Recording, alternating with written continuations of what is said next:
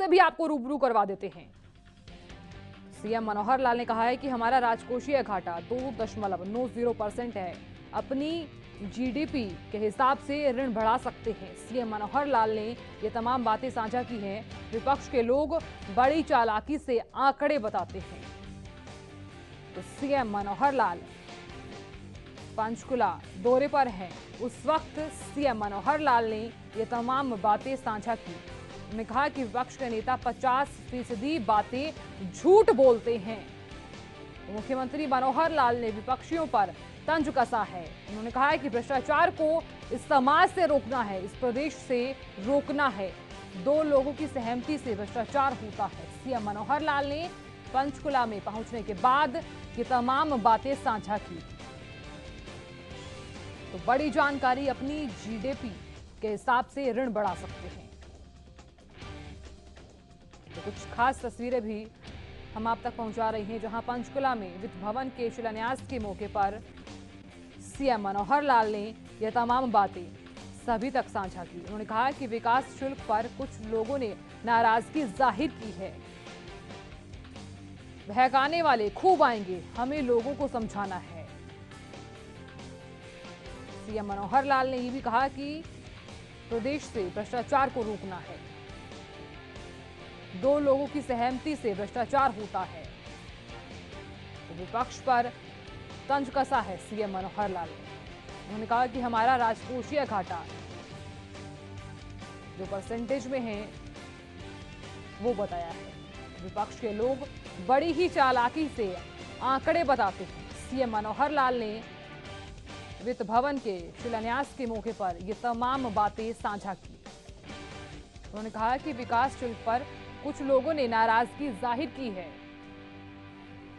CM Manohar Lal ने यह भी कहा कि बहकाने वाले खूब आएंगे, हमें लोगों को समझाना है। तो बड़ी जानकारी बता रहे हैं आपको।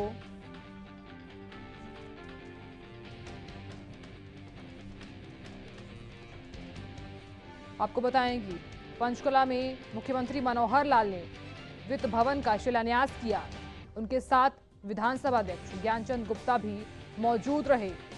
वहीं इस खास कार्यक्रम में सांसद रतनलाल कटारिया भी उनके साथ रहे।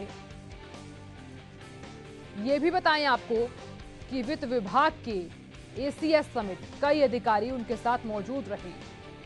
तो सीएम मनोहर लाल ने इस कार्यक्रम को संबोधित किया। उन्होंने कहा कि हमें भ्रष्टाचार पर पूरी तरह से रोक लगानी है। कि जो आंकड़े आएंगे वो तो बाद में आपको बताए जाएंगे, लेकिन वो एक समय के हिसाब से, बजट के साइज के हिसाब से और जीएसडीपी के हिसाब से वो विद इन लिमिट्स है, विद इन पैरामीटर है।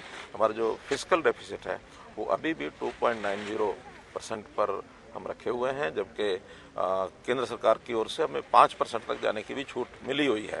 लेकिन हमने अपने बजट के ऊपर कंट्रोल ऐसा बनाया हुआ है, वित्त व्यवस्था हमारी मजबूत है, तो हमने उसको 2.9 से ऊपर जाने नहीं दिया। जब कोई विपक्ष का मुद्दा ना हो तो ऐसे कुछ ना कुछ वो जैसे छाल उतारते हैं पेड़ की, तो ऐसे वो छाल उतारते रहते हैं।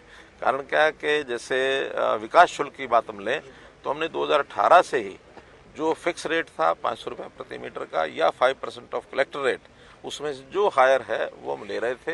देखिए, जो सिक्योरिटी है उसका फरलो से या जेल से वैसा संबंध नहीं है। व्यक्ति को कितना यानी उसकी सिक्योरिटी थ्रेट है उसके हिसाब से उसको सिक्योरिटी दी जाती है। कैदी कैद के अंदर रहे या फरलो पर बाहर आए, उसकी सुरक्षा करना भी सरकार का दायित्व है। कैदी को एक कैद हो गई है, उसको उसकी दोष की सजा मिल गई है कि वो कन्फाइंड रहेगा, जेल के अंदर रहेगा। जेल के अंदर रहेगा तो वहाँ की सिक्योरिटी अलग टाइप की है। लेकिन फरलो का जिसको अधिकार है, उसने अपने उस अधिकार के पूर्वक फरलो प्राप्त की है, तो जेल से जब बाहर आता है और जब तक उसको सिक्योरिटी थ्रेट है तब तक सिक्योरिटी देना हमारा काम है। कोई उन्होंने डिमांड की ऐसा नहीं है, वो हमने चूंकि बाहर आया और हमारे पास ऐसे इनपुट्स हैं कि इनकी सुरक्षा की जरूरत आज भी उतनी है जितनी ये जेल में गए थे उससे पहले थी। तो इसलिए वो हकदार तब तक है। हाँ, जिस दिन इसको रिव्यू किया जाएगा और सिक्योरिटी थ्रेट